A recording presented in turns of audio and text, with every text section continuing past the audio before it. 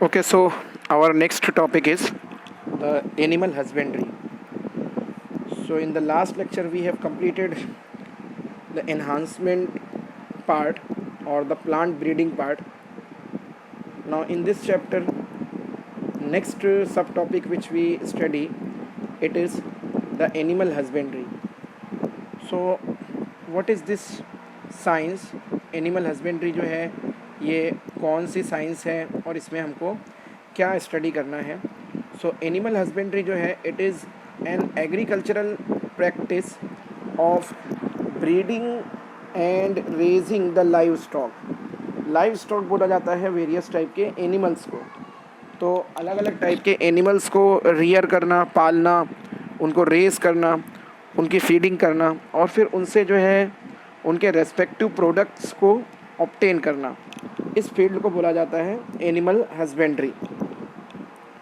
तो ये जो फील्ड है एनिमल हस्बेंड्री, इसमें डिफरेंट टाइप के वो लाइव स्टॉक जो है इनको रियर किया जाता है जो बहुत एंशियंट टाइम से ह्यूमन जो है जिनको रियर करता हुआ आया है।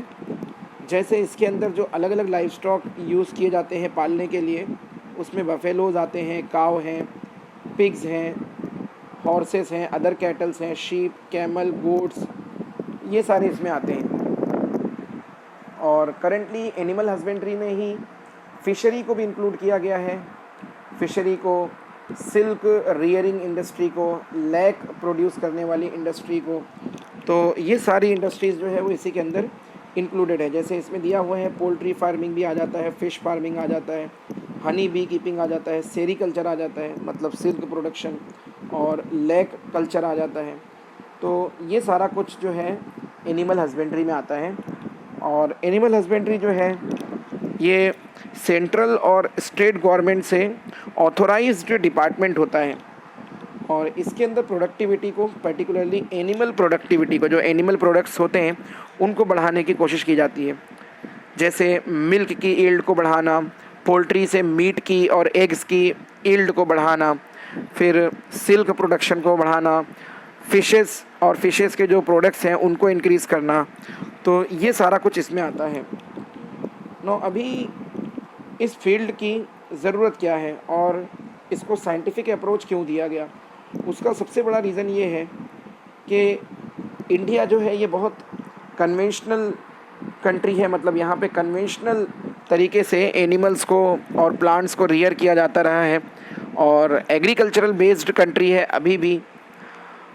और बहुत सारा जो जीडीपी है, मैक्सिमम जीडीपी इंडिया का जो है वो एग्रीकल्चरल फूड से ऑक्यूपाई होता है। और एग्रीकल्चर के साथ ही साथ जो है उसके साथ में जो फार्मर्स होते हैं वो एनिमल्स को भी ब्रीड करते हैं, एनिमल्स को भी पालते हैं। तो इंडिया और चाइना ये दो ऐसे कंट्री हैं जिसमें टोटल लाइव स्टॉक, वर्ल्ड की लाइव स्टॉक टोटल पॉपुलेशन का 70% आता है। मतलब वर्ल्ड में जितने भी एनिमल्स पाले जाते हैं, लाइव स्टॉक एनिमल जिनसे इंसानों को फ़ायदा मिलता है, उसका 70% एनिमल्स जो हैं वो इंडिया और चाइना में पाए जाते हैं। लेकिन जो ग्लोबल लेवल पर प्रोडक्ट का कंट्रीब्यूशन है, मतलब इंडिया और चाइना में ऐसे देखें तो 70% एनिमल है पूरे वर्ल्ड का, तो कंट्रीब्यूशन भी ज़्यादा होना चाहिए, मतलब उनके प्रोडक्ट का कंट्रीब्यूशन ज़्यादा होना चाहिए। बट प्रोडक्ट का कंट्रीब्यूशन जो है वो सिर्फ 25% है। तो 70% लाइव स्टॉक की पॉपुलेशन और 25% जो है उनके प्रोडक्ट का कंट्रीब्यूशन, तो ये जो प्रोडक्ट कंट्रीब्यूशन है as compare to the total population 70% के कंपैरिजन में ये बहुत कम है। तो अब इसका रीज़न क्या है? इसका रीज़न ये है कि इंडिया में एनिमल्स तो बहुत है, इंडिया और चाइना में, लेकिन यहाँ पे उनको रियर करने के लिए, उनको पालने के लिए प्रोफेशनल अप्रोच की कमी है। मतलब साइंटिफिक मेथड्स अवेलेबल नहीं है, साइंटिफिक तरीके से इनको नहीं पाला जाता, इनकी प्रॉपर फीडिंग नहीं होती है, इनकी देखभाल नहीं होती है। तो एनिमल पॉपुलेशन ज़्यादा हो के भी उनका जो प्रोडक्ट है, प्रोडक्ट ईल्ड जो है वो हमको कम मिलता है।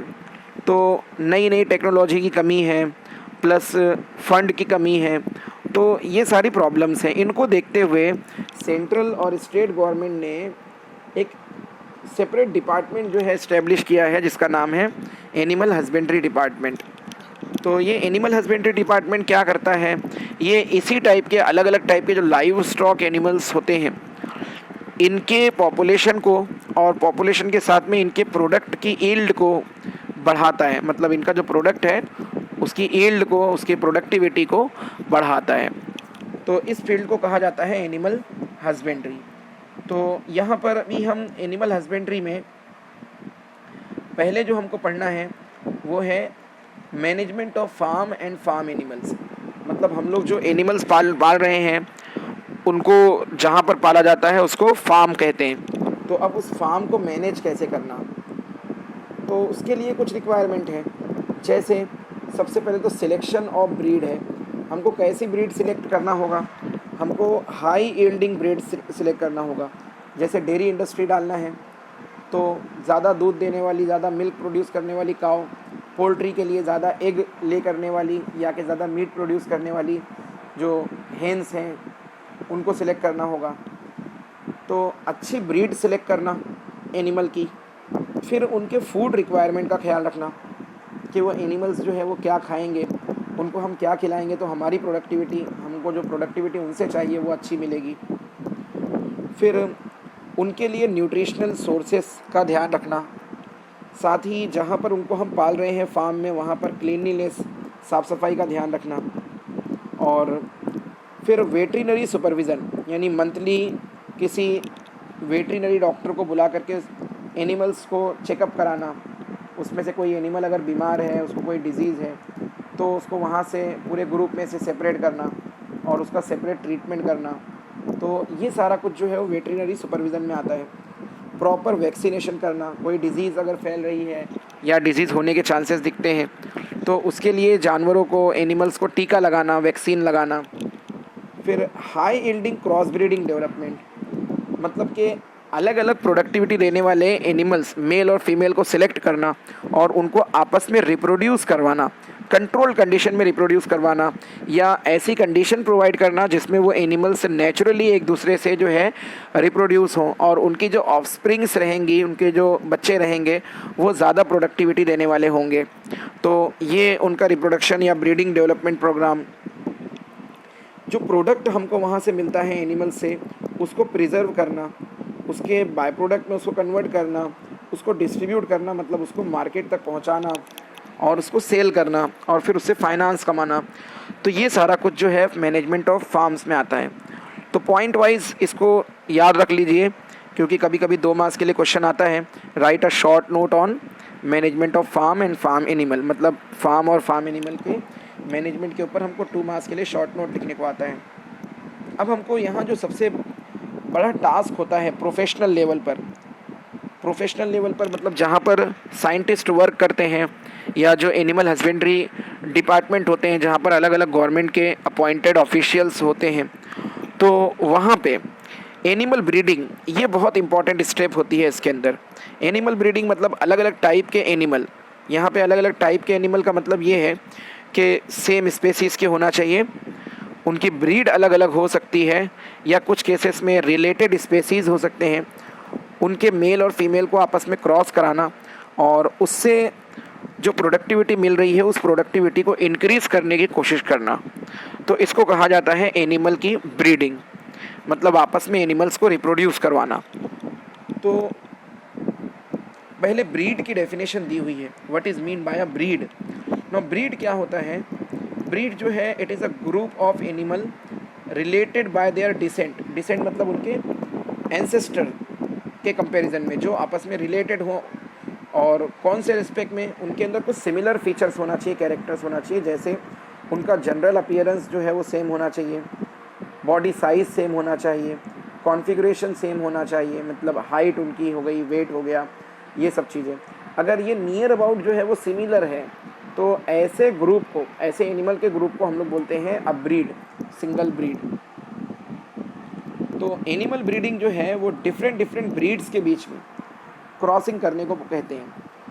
और इसको जो है वो डेयरी इंडस्ट्री में, पोल्ट्री इंडस्ट्री में और जो अदर इंडस्ट्रीज़ हैं लाइव स्टॉक की, उनके अंदर इसको यूज़ किया जाता है to obtain the desired character.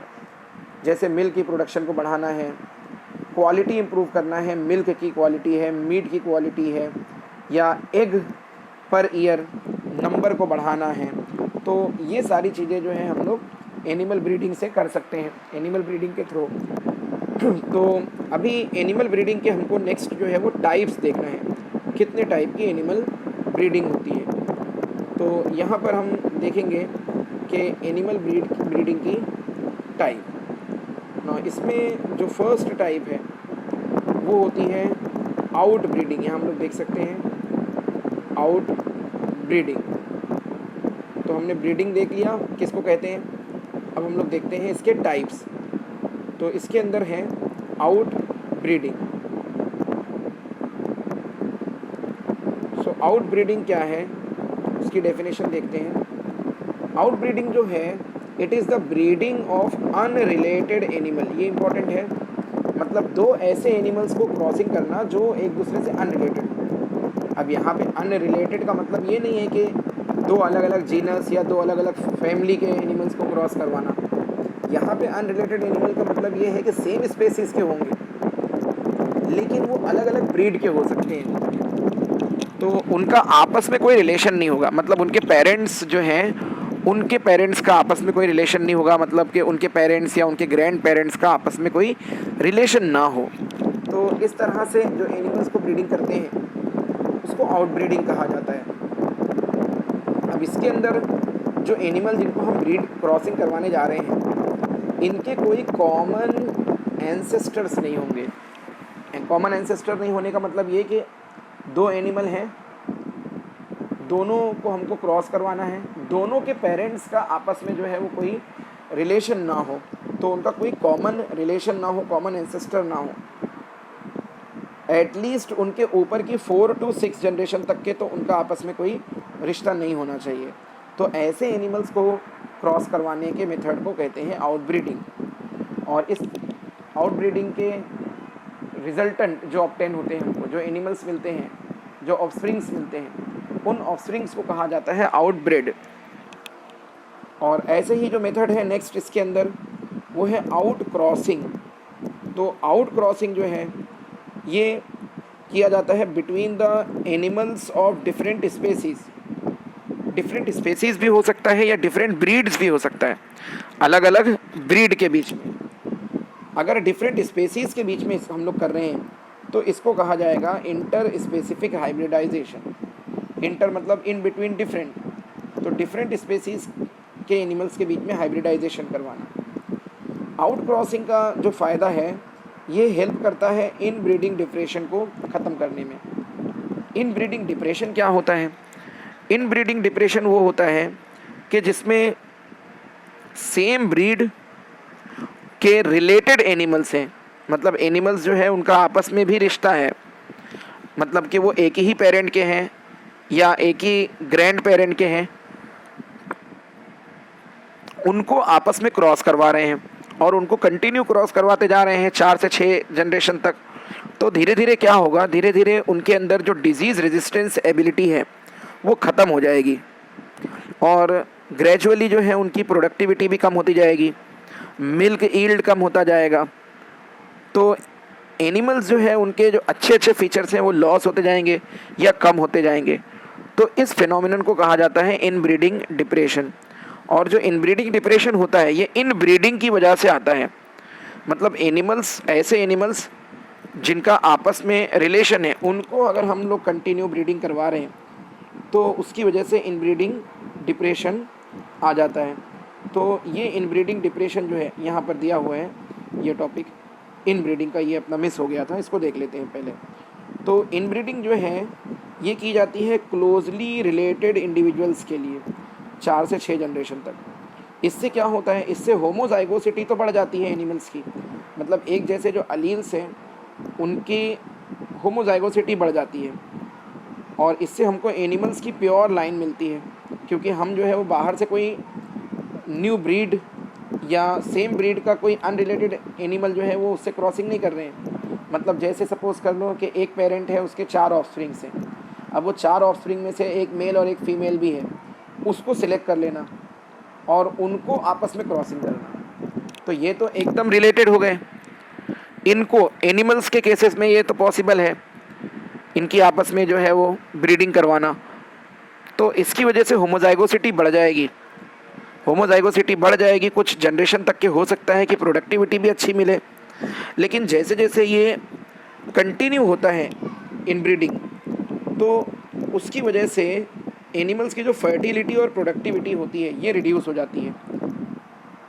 Fertility और प्रोडक्टिविटी धीरे धीरे कम हो जाती है। तो इसी को कहा जाता है इनब्रीडिंग डिप्रेशन, और इसी इनब्रीडिंग डिप्रेशन को दूर करने के लिए परफॉर्म किया जाता है आउट क्रॉसिंग, जो कि आता है आउट ब्रीडिंग के अंडर में। तो यहाँ पे हम जो आउट ब्रीडिंग के अंडर में अभी देख रहे थे, आउट ब्रीडिंग के अंडर में जो आउट क्रॉसिंग आ रहा है, ये सब अंडर में ही आ रहा है आउट ब्रीडिंग के।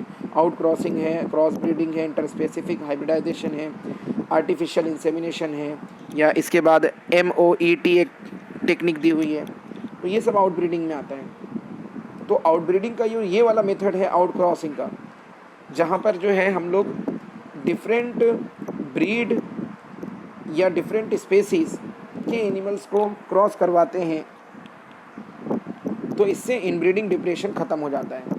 मतलब प्रोडक्टिविटी जो लॉस हुई रहती है वो वापस रिगेन हो जाती है। फिर ऐसे ही आता है क्रॉस ब्रीडिंग। क्रॉस ब्रीडिंग के अंदर क्या करते हैं, क्रॉस ब्रीडिंग के अंदर दो अलग अलग ब्रीड को एक दूसरे से क्रॉस करते हैं। पर इसमें क्या किया जाता है, इसके अंदर जो हम ब्रीड सिलेक्ट करते हैं, जो मेल होता है वो बहुत सुपीरियर मेल होता है, और जो फीमेल है वो भी सुपीरियर होती है। तो अभी सुपीरियर मेल और सुपीरियर फीमेल कैसे सिलेक्ट करें। सुपीरियर मेल वो मेल होता है जिसके अंदर सीमन प्रोडक्शन ज़्यादा हो, मतलब उसका स्पर्म प्रोडक्शन ज़्यादा हो, स्टर्डी हो, स्टर्डी मतलब कि ज़्यादा देर तक के उसके स्टेमिना ज़्यादा हो, ज़्यादा देर तक का वो काम कर सके, खेतों में काम करने के लिए हो या कि कोई अदर वर्क करने के लिए हो, फिज़िकल वर्क। तो उससे जो है उसका सीमन कलेक्ट करते हैं और फिर उसको सुपीरियर फीमेल से क्रॉस करवाते हैं।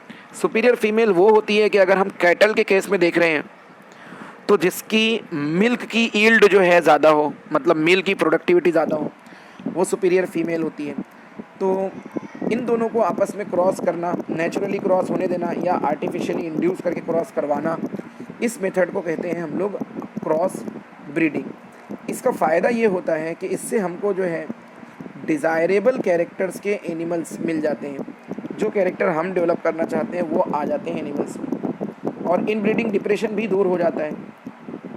बट इन ब्रीडिंग डिप्रेशन को दूर करने का जो बेस्ट वे है वो है आउट क्रॉसिंग। इसकी एग्जांपल दी हुई है क्रॉस ब्रीडिंग की। जैसे हिसारडेल नाम की एक ब्रीड प्रोड्यूस की गई है हिसारडेल, पंजाब में, और इसको प्रोड्यूस किया गया है by crossing of Bikaneri ewe with merino rams. Bikaneri ewe बोला जाता है शीप की फीमेल को। तो हिसारडेल नाम की एक शीप की ब्रीड जो है वो डेवलप की गई है। कैसे उसको प्रोड्यूस की है, बीकानेरी राजस्थान की एक शीप है, उसकी फीमेल, ईव मतलब फीमेल शीप, उसको क्रॉस करवाया गया है मेरिनो रैम से। रैम बोला जाता है शीप के मेल को, और मेरिनो रैम को इंडिया में इंट्रोड्यूस किया गया है ऑस्ट्रेलिया से लाके। तो बीकानेरी ईव की खास बात यह है कि इसके अंदर मिल्क का प्रोडक्शन ज़्यादा होता है, और मेरिनो रैम का जो अच्छा फीचर है वो उसके अंदर ऊल जो है उसका प्रोडक्शन भी ज़्यादा है और उसकी क्वालिटी बहुत फ़ाइन होती है, अच्छी क्वालिटी का ऊल ऑब्टेन होता है। तो इन दोनों को क्रॉस करने से जो हिसारडेल हमको मिली है ब्रीड, न्यू ब्रीड मिली है, उसकी फीमेल्स जो है मिल्क का प्रोडक्शन भी अच्छा देती हैं और ऊल की जो प्रोडक्टिविटी है वो भी ज़्यादा देती हैं। तो ये दोनों अच्छे कैरेक्टर जो है वो एक साथ में एक ही एनिमल के अंदर इंट्रोड्यूस हो गए हैं by the method of cross breeding. फिर जो थर्ड मेथड है, तीसरा मेथड है, वो है इंटर स्पेसिफिक हाइब्रिडाइजेशन। सो इंटर स्पेसिफिक हाइब्रिडाइजेशन नाम से समझ में आ रहा है, इंटर स्पेसिफिक, इंटर मतलब in between, different. So inter specific hybridization मतलब दो अलग अलग स्पेसीज़ के एनिमल के बीच में क्रॉसिंग करना, लेकिन वो दोनों स्पेसीज़ जो है वो सेम जीनस के होना चाहिए, इसीलिए यहाँ पे रिलेटेड लिखा हुआ है। रिलेटेड स्पेसीज़ होना चाहिए, मतलब उनके जीनस सेम होना चाहिए। तो यहाँ पर भी जो है वो अच्छे अच्छे कैरेक्टर की दो अच्छे अच्छे कैरेक्टर के दो एनिमल मेल फीमेल को सिलेक्ट किया जाता है, बट दोनों जो है दो अलग अलग स्पेसीज़ के होते हैं और इनको आर्टिफिशियली क्रॉस किया जाता है। दो अलग अलग ब्रीड के एनिमल हो या दो सेम ब्रीड के एनिमल हो तो वो नेचुरली भी एक दूसरे से क्रॉस कर लेंगे, लेकिन दो अलग अलग स्पेसीज़ के एनिमल जो होंगे वो नेचुरली एक दूसरे से क्रॉस नहीं करेंगे। तो इनके लिए जो है जो मेथड यूज़ किया जाता है वो होता है आर्टिफिशियल इंसेमिनेशन मेथड, जो आगे दिया हुआ है आर्टिफिशियल इंसेमिनेशन टेक्निक। उसके थ्रू इंटर स्पेसिफिक हाइब्रिडाइजेशन करवाते हैं। जैसे एग्जांपल दिया हुआ है म्यूल, इसको प्रोड्यूस किया जाता है हॉर्स और डोंकी के हाइब्रिडाइजेशन से। यहाँ पर फीमेल हॉर्स और मेल डोंकी, ये इन दोनों को लेकर के जब आर्टिफिशियली क्रॉस किया जाता है सीमन कलेक्ट करके, तो उससे जो ऑफस्प्रिंग प्रोड्यूस होती है उसको म्यूल कहा जाता है। म्यूल जो होता है इसके अंदर मेल और फीमेल नहीं होते हैं, ये स्टेराइल होता है। स्टेराइल मतलब कि म्यूल अपने जैसे दूसरे म्यूल को जन्म नहीं दे सकता, तो म्यूल प्रोड्यूस होता है, इसमें मेल और फीमेल नहीं होते हैं, स्टेराइल एनिमल होता है, बट स्टर्डी एनिमल होता है, मतलब तेज़ चल सकता है, ज़्यादा देर तक का चल सकता है। बहुत सारे जो पहाड़ी इलाके होते हैं, माउंटेनियस रीजन्स होते हैं, वहाँ पर जो है सामान को उठाने के लिए इसको यूज़ किया जाता है। आर्मी ऑफिसर्स जो है इसको यूज़ करते हैं। तो म्यूल देखने में भी जो है वो हॉर्स के कंपैरिजन में ज़्यादा ब्यूटीफुल होता है, खूबसूरत होता है। तो म्यूल राइडिंग भी होती है। अगर आप कभी कोई हिल स्टेशन पर जाएंगे तो म्यूल राइडिंग, वहाँ पर जो है बहुत सारे ऐसे म्यूल होते हैं जिनकी राइडिंग करते हैं लोग। तो इसको प्रोड्यूस किया जाता है आर्टिफिशियल इंसेमिनेशन टेक्निक से। तो अगला टॉपिक है अपना आर्टिफिशियल इंसेमिनेशन। कैसे करते हैं आर्टिफिशियल इंसेमिनेशन? इसमें क्या किया जाता है, ये एक तरह का कंट्रोल ब्रीडिंग एक्सपेरिमेंट होता है। इसमें जो सुपीरियर मेल हम सिलेक्ट करते हैं, उस सुपीरियर मेल से सीमन को कलेक्ट करते हैं। सीमन मतलब कि उसका जो मेल रिप्रोडक्टिव फ्लूइड होता है उसको कलेक्ट करते हैं, और उसको कलेक्ट करने के बाद में फिर उसको प्रिजर्व करते हैं फ्रोज़न फॉर्म में, यानी उसको बिल्कुल जमा लेते हैं, फ्रीज़र में रख देते हैं और वो फ्रीज़ हो जाता है। और फिर उसके बाद में उसको यूज़ करते हैं फीमेल के अंदर ट्रांसफ़र करने के लिए, डाइल्यूट करने के बाद। एक तो उसको फ्रोज़न करके प्रिजर्व कर सकते हैं, और या कि जैसे ही हमने कलेक्ट किया है वैसे ही उसको फीमेल के जेनाइटल ट्रैक्ट के अंदर ट्रांसफ़र कर सकते हैं, अगर फीमेल अवेलेबल है ऑन द स्पॉट तो।